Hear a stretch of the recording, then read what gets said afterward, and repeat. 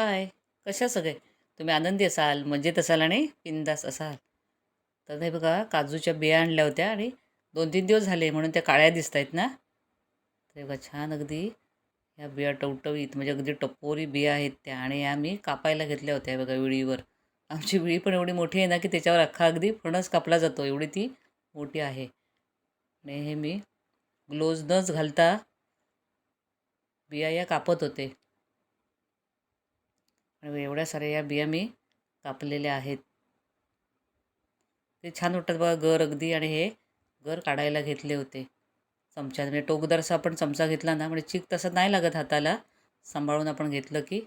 आणि बघा असे हे काजूचे गर मी काढलेले आहेत. आणि गर हे आता भाजीसाठी छान तयार झालेले आहेत. हे बघा एवढे सारे गर काढले होते आणि आज अगदी छान याची भाजी बनवली आहे. थँक्यू. Bye bye.